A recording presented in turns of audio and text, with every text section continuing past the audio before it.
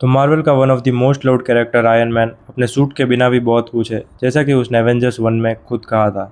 Genius, billionaire, playboy, philanthropist. तो ये बात तो सच है, लेकिन एमसीयू में कुछ ऐसे भी कैरेक्टर्स है जो अमीरी के मामले में टोनी स्टार्क को भी पीछे छोड़ देते हैं। तो आज की इस वीडियो में हम बात करेंगे top 5 MCU characters richer than Tony Stark. तो नंबर 5 पर आता है हाई इवोल्यूशनरी। ये कोई आम इंसान नहीं बल्कि एक जेनेटिक साइंटिस्ट है जिसने रॉकेट रकून को बनाया था, और इस बंदे के पास खुद की एक कंपनी है जिसका नाम है ऑर्गो कॉर्प। इतना ही नहीं, इसने खुद का एक पूरा का पूरा प्लानट बना डाला था जिसे हम काउंटर अर्थ कहते हैं। इसके पास स्पेस में चलने वाले बड़े बड़े हाईटेक शिप्स है और साइंटिस्ट की पूरी फौज है। टोनी स्टार्क अर्थ पर बैठकर जब अपने सूट डिज़ाइन कर रहा था तब ये बंदा पूरे के पूरे प्लानट डिज़ाइन कर रहा था। भले ही इसका पैसा पूरी गैलेक्सी में वैलिड ना हो, लेकिन रिसोर्सेज के मामले में ये टोनी से काफ़ी ज़्यादा आगे है। और नंबर 4 पर आता है नेमोर। अब हम सब जानते हैं कि मार्वल यूनिवर्स में वाइब्रेनियम सबसे महंगी और रेयर चीज़ है, और नेमोर के पास इसका पूरा समुंदर है। समुंदर के अंदर इतना हैवी प्रेशर होता है कि वहाँ का वाइब्रेनियम चुराना नियरली इम्पॉसिबल है, और इसी की वजह से इसकी वैल्यू काफ़ी ज़्यादा बढ़ जाती है।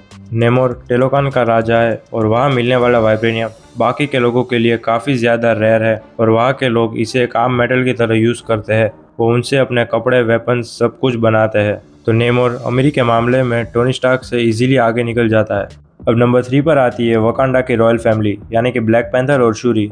तो अब नेमोर के पास तो वाइब्रेनियम है ही, लेकिन वकांडा ने सदियों से अपने वाइब्रेनियम को छुपा कर रखा था और उसी से अपनी एडवांस टेक्नोलॉजीज बनाई थी जो कि दुनिया ने कभी देखी ही नहीं थी। तो अब टोनी स्टार्क की स्टार्क इंडस्ट्रीज भले ही पूरी दुनिया में सबसे ज़्यादा एडवांस टेक बनाती थी, लेकिन वकांडा के पास जो टेक्नोलॉजी है वो उससे भी काफ़ी ज़्यादा आगे है। तो अर्थ पर रहने वाले लोगों में वकांडा से ज़्यादा अमीर कोई नहीं है। अब नंबर 2 पर एंट्री होती है द ग्रैंड मास्टर की। तो थोर रैग्नारोक तो आपने देखी ही होगी। उसमें यह बंदा सकार नाम के पूरे प्लानट का मालिक था।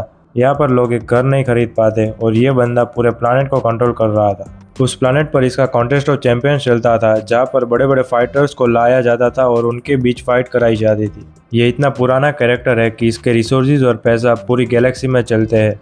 और नंबर 1 पर आता है the king of ash gourd, Odin. तो अपने प्राइम टाइम में ओडिन 9 ग्रहों के राजा थे, और अगर एसगार्ड को आपने ध्यान से देखा हो तो वहाँ के सड़कों से लेकर महल तक सब कुछ सोने से चमक रहा होता था। ओडिन का एक पर्सनल ट्रेजर रूम भी था जिसमें पूरे यूनिवर्स की सबसे पावरफुल और रेयर चीज़ें रहती थी।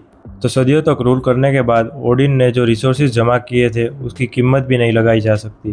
भले ही तो रैग्नारोक में एसगार्ड ख़त्म हो गया हो, लेकिन जब तक ओडिन जिंदा था पूरे एमसीयू में उससे ज़्यादा अमीर कोई नहीं था। तो ये लिस्ट अब तक हमने जितने भी एमसीयू कैरेक्टर्स देखे हैं उन पर बेस्ड थी। अगर आपका कोई सजेशन हो तो मुझे कमेंट में ज़रूर बताएं। बाकी वीडियो अच्छी लगी हो तो लाइक करें, चैनल को सब्सक्राइब करें ऐसे ही सुपर कंटेंट देखने के लिए।